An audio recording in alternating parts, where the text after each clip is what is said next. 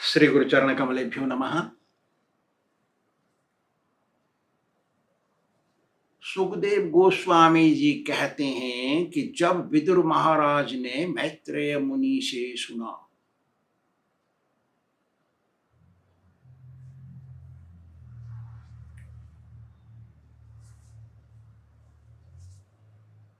कि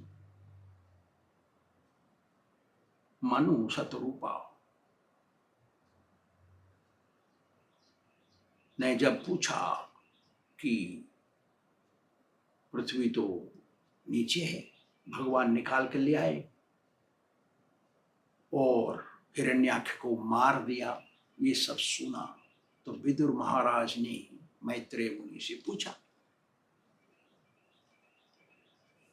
कि हे भगवान, हे गुरुदेव, मुझे बताइए कि भगवान का और हिरण्याक्ष का युद्ध किस कारण से हुआ, उसका थोड़ा कारण बताइए, दोनों की भेंट कहाँ हो गई। मैत्रेय मुनि इस प्रश्न को सुन करके बोले, विदुर, तेरे प्रश्नों में हरि कथा छिपी है, इसके उत्तर से मनुष्यों का कल्याण होगा, क्योंकि भगवान के अवतार इसी तेरे प्रश्न के अंदर छिपे हैं। उनको सुन करके जितने श्रवण श्रोता होंगे, पढ़ने वाले होंगे, उनको मोक्ष मिलेगा, उनको जन्म मरण का बंधन छूट जाएगा। अरे विदुर, यही प्रश्न देवताओं ने ब्रह्मा जी से एक बार किया कि हे ब्रह्मन, आप बताइए थोड़ा ये हिरण्याक्ष का और भगवान की लड़ाई का इतिहास। तो ब्रह्मा जी ने उनको बताया, वही मैंने अटूट परंपरा में सुन करके तेरे को वही कथा बता रहा हूं। मतलब मैं अपनी अंदर से अपनी कथा को सृष्टि कर करके नहीं बता रहा हूं, ये मेरी मानसिक कल्पना नहीं है, कहीं कहीं से कहानी पढ़ ली और बता दिया, नहीं, ये तो मैंने ब्रह्मा जी से अटूट परंपरा में सुना है। गुरु शिष्य परंपरा, गुरु बताता है उसके शिष्य को, वो बताता है उसके शिष्य को, वो बताता है उसके शिष्य को, वो बताता है उसके शिष्य को, ऐसे परंपरा में जो मैंने सुना है रे विदुर, वही मैं तुझे बताता हूं। एक बार क्या हुआ, कश्यप मुनि की पत्नी दिति अपने पति के पास गई, मेरे को बच्चा चाहिए इसी समय, ऐसे सोच करके गई। उस समय पति यज्ञ के कमरे में थे, यज्ञशाला में, और भगवान की सेवा करने के लिए तैयार। सूर्य छिपने जा रहा है, संध्या का समय। पत्नी दिति ने पति से कहा कि हे पतिदेव, मुझे काम वासना सता रही है, मुझे संतान प्राप्ति के लिए आपसे संभोग चाहिए, आप कृपा करके मेरी इच्छा पूरी करिए। अरे, पत्नी तो पति के पास कभी भी जा सकती है, ये तो शास्त्र कहता है, लेकिन ये भी कहता है कि संध्या के समय और सूर्योदय के समय नहीं, ऐसा भी कहता है। लेकिन जब काम वासना उदय होती है अंदर से झगड़ा करके, तो सार दीवार तोड़ के भी जाता है, ऐसा। तो दिति कहती है कि हे प्रभु, क्योंकि कश्यप मुनि कुछ नहीं बोले, खाली सुन लिए, कुछ नहीं बोले, तो दिति चकमक आ गई, अरे तेरी कुछ नहीं बोल रहे हैं। तो कहती है वो, हे पतिदेव, आप जैसे महापुरुषों, साधु महात्माओं के पास जा करके कोई खाली हाथ नहीं लौटता। साधु का दर्शन करेंगे, साधु लड्डू प्रसाद तो दे देगा, लेकिन सोना चांदी हीरा मोती नहीं देगा, दे सकता वो आशीर्वाद देगा, वो भगवान को दिखाएगा, ऐसा मार्ग बताएगा और बोलेगा तुम भजन करो, वैकुंठ चलो, खाली हाथ नहीं भेजेगा। तो हे प्रभु, आप जैसे के पास कोई खाल आता है तो कोई खाली हाथ नहीं जाता है, मुझे खाली हाथ मत भेज दो, मेरी इच्छा पूरी करो। तो कश्यप जी ने देखा, अरे दिति तो अत्यंत कामातुर हो गई है, और संभोग की इच्छा से प्रार्थना कर रही है। तो कश्यप जी ने दिति को समझाया, अरे दिति, तू मेरी पत्नी है, मैं तेरी इच्छा अवश्य पूरी करूंगा। क्यों? कि तू इतनी अच्छी है कि मुझे धर्म में लगाती है। स्त्री को कहा है त्रिवर्गिका, धर्म अर्थ काम, 3 चीज। धर्म करवाती है जिससे धन मिलता है, और उससे काम भोग करते हैं, सारी कामनाओं की पूरी करते हैं। ऐसे अरे तेरे जैसी पत्नी को प्राप्त करके कौन तेरी प्रार्थना नहीं सुनेगा? जरूर सुनेगा, लेकिन थोड़ा रुको। कहते हैं, सर्वाश्रमान उपादाय स्वाश्रमेन करत्रवान व्यसनार्णवमत्येति जलयानेर यथार्णवम।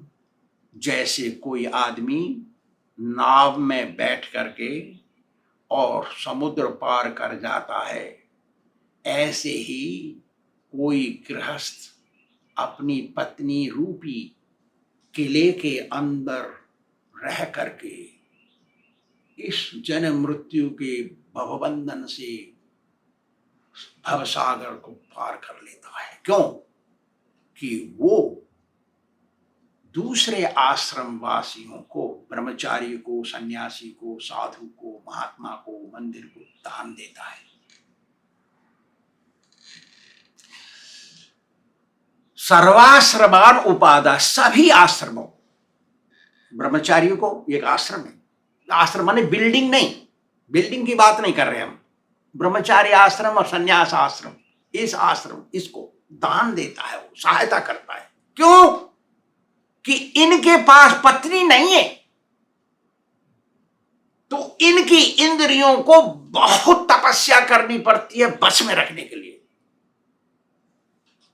ये अपनी काम वासना को बस में रखते, इसलिए गृहस्थी को सहायता करनी पड़ती है। कहते हैं ये मेरी बात नहीं है, ये कश्यप मुनि कह रहे हैं अपनी पत्नी को। अरे मैं तो एक किले के अंदर बैठा, तू मेरा किला है, लेकिन ये लोग किले से बाहर है ना, सन्यासी और ब्रह्मचारी आश्रम में रहते हैं, इनकी सहायता करेंगे हम तो हम पार हो जाएंगे दुनिया से। अच्छा, इसमें एक और बात उठाई, दानम गृह्णाति यः शूद्रो महत्यामपि चापदी यस्य तस्मै संप्रदद्यात् तो उभो नरको ध्रुवम। दान देने वाला भी नरक में जाता है। क्यों? कि यदि वो ऐसे आदमी को दान दे देता है जो लेने का अधिकारी नहीं है। भगवान ने शुद्ध ब्राह्मण वैष्णव को ही दान लेने का अधिकारी बताया। बीड़ी नहीं पीता, चाय नहीं पीता, तम्बाकू नहीं खाता, सुपारी नहीं खाता, भजन करता है, मंदिर में रहता है, आश्रम करता है, प्रचार करता है, पुस्तक लिखता है, ऐसे आदमी ही दान लेने के अधिकारी हैं, भगवान बोल दिए। तो ऐसे आदमी को दान देता है वो तो फल मिलता है। लेकिन यदि कोई दूसरे नीच योनि में जन्म मिला है, नीच घर में, और बन गया साधु महात्मा और ब्राह्मण जैसा, भजन कर रहा, हरे कृष्णा, उसको दान दे दिया, तो दान लेने के कारण वो नरक में जा रहा है, और दान देने के कारण उसके साथ तो उभो नरक, दोनों नरक में जाते हैं। हरी पत्नी, हम भाग्यशाली हैं कि हम तेरे साथ हैं, लेकिन तू गलत समय पर आई। एक मुहूर्त रुक, एक मुहूर्त मतलब 2.5 घड़ी, 45 कुछ मिनट रुक, क्योंकि संध्या का समय है, इसमें मैं फंस जाऊंगा तेरी बात में तो मेरी निंदा हो जाएगी, तू रुक। ऐसे संध्या समय में शंकर जी अपने गणों को लेकर के, भूत प्रेत पिशाचों को लेकर के घूमते हैं, देखने के लिए कि कौन क्या कर रहा है। ये तो समय भजन करने का है, इस समय कोई इंद्रिय सुख में तो नहीं लगा है। उसको श्राप देने के लिए, उसको दंड देने के लिए शंकर जी घूमते हैं। देखिए देवी, अरे पत्नी सुन, शंकर जी परम भक्त हैं और उनका संबंध परमात्मा से है, उनका अपना पराया कोई नहीं है। क्योंकि कश्यप को पता, कश्यप जी समझ गई, ये सोच रही है कि शंकर जी मेरे जीजाजी लगते हैं, क्योंकि उनकी बहन उमा उनकी पत्नी है, शंकर जी की उमा। तो वो कश्यप मुनि ने सोचा, ये तो सोच रही होगी कि मेरे जीजाजी लगते हैं, कुछ नहीं बिगाड़ेंगे मेरा। नहीं, ऐसा नहीं है। देख, वो परम भक्त हैं, उनका अपना पराया कोई नहीं है, उनका शत्रु मित्र कोई नहीं है। वो सबको समान रूप से देखते हैं। तू गलत काम करेगी तो दंड देंगे वो। हम कुत्ते की तरह न मरे, कोई भी मनुष्य कुत्ते बिल्ली की तरह न मर जाए। खाना पीना सोना बच्चा बनाना और मर जाना, ये कुत्ते बिल्ली करते हैं ऐसा। भगवान का भजन करना चाहिए। वो देवी मनुष्य शरीर में भगवान का भजन करो, दुनियादारी का सारा काम करो, परिवार भी संभालो, लेकिन भजन करो, रोजाना समय निकालो, गुरु जी की आज्ञा अनुसार भजन करो। जो तुच्छ है, केवल खाने पीने सोने बच्चे बनाने में ही अपनी जिंदगी बिताता है, उससे शंकर जी संतुष्ट नहीं होते। वो देवी, हम लोग गृहस्थी हैं, हम लोग शास्त्रिक नियमों के बंधन में हैं। अरे घेरे में शास्त्रिक नियम घेरे हुए हैं हमको तो सही रहना पड़ेगा। ऐसा जब सुना, दिति ने अपने पति से, मैत्री जी कह रहे हैं, पत्नी ने निर्लज्ज होकर के और कश्यप जी का कपड़ा पकड़ लिया। जैसे वैश्याएं आचरण करती हैं ऐसा करने लगी वो। ऐसा देखा कश्यप जी ने, ऐसे निंदित समय में ऐसा कर रही है, तो मन मन में हाथ जोड़ करके भगवान से कश्यप जी ने प्रार्थना की, हे भगवान, मैं अपनी इच्छा के विरोध में कुछ काम करने जा रहा हूं। हे भगवान, मैं शास्त्र के विरोध में कुछ काम करने जा रहा हूं, आप मेरे को क्षमा करिए, मेरे अपराध माफ करिए। ऐसा सोच करके पत्नी को एकांत में लिए और संभोग किए। संभोग करने के बाद स्नान करना चाहिए, तो दोनों को, पत्नी को पति को दोनों को स्नान करना चाहिए, नियम है। अरे स्नान 2-3 प्रकार का होता है, मंत्र स्नान, जल स्नान और सूर्य स्नान। तो जो मंत्र जानते हैं मंत्र द्वारा स्नान करते हैं, बाकी सबको तो स्नान करना पड़ता है ना। स्नान करके आ गए पूजा के पास, वो भी स्नान कर गई, स्नान कर लिया उसने, उसका दिमाग फिरा, उसका सही दिमाग आया वापस। अरे तेरी के, मैंने बड़ी गलती कर दी रे, मैंने अपने पति की बात भी नहीं मानी, ऐसे असमय में मैंने संभोग कर लिया। अरे मेरे तो कुछ हो नहीं जाए। गई पति के पास भाग करके और प्रार्थना की, हे पतिदेव मेरे को माफ करो, मैंने आपका बहुत अनादर किया, आपकी बात नहीं मानी, लेकिन मैं शंकर जी माफ कर देंगे, क्योंकि वो मेरी बहन के पति हैं, वो तो माफ कर देंगे, वो कृपालु भी हैं, शंकर जी कृपालु हैं, माफ कर देंगे मुझे। तो मैत्री जी कहते हैं कि जब संध्या वंदन समाप्त हो गया कश्यप मुनि का और वो बाहर निकले अपने यज्ञशाला से, तो देखा कि उनकी पत्नी थर-थर कांप रही है। ऐसा देख करके कांपती हुई पत्नी को कश्यप जी ने कहा, अरे तुम्हारा चित्त असमय में मलिन हुआ, तो ठीक समय नहीं था, तुमने मेरी बात भी नहीं मानी और देवताओं को अवहेलना करके मुझे जबरदस्ती कार्य करवाया।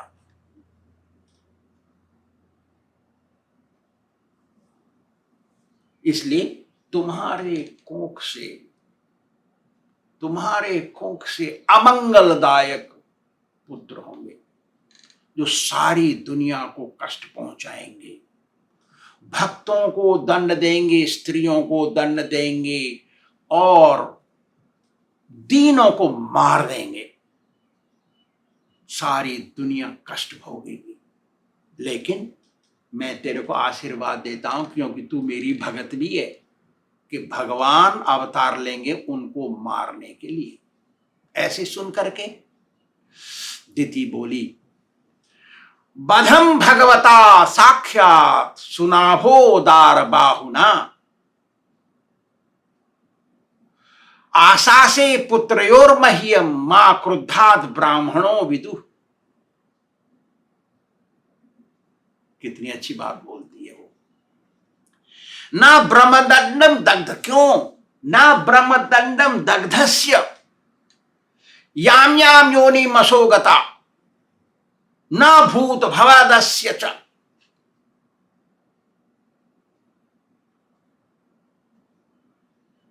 बहुत अच्छा, मेरे बच्चे मार दे जाएंगे, भगवान मार देंगे उनको अपने हाथों से, बहुत अच्छा है। मैं नहीं चाहती मेरे बेटे ब्राह्मण के क्रोध से मर जाएं।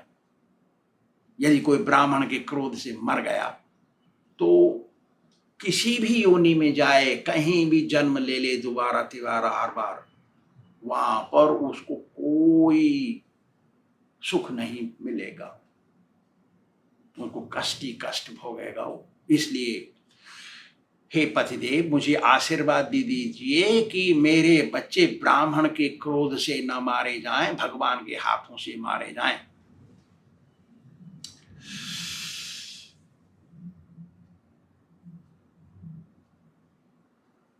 ऐसा सुन करके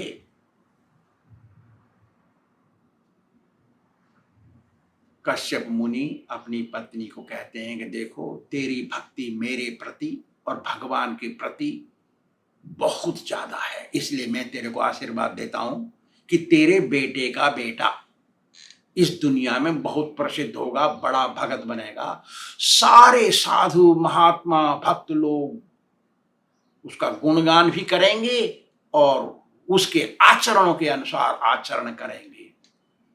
वो प्रहलाद महाराज हुए। इसलिए असमय में कोई कार्य नहीं करना चाहिए, गुरु की बात माननी चाहिए। गुरु ही असली पिता है, वही बताता है।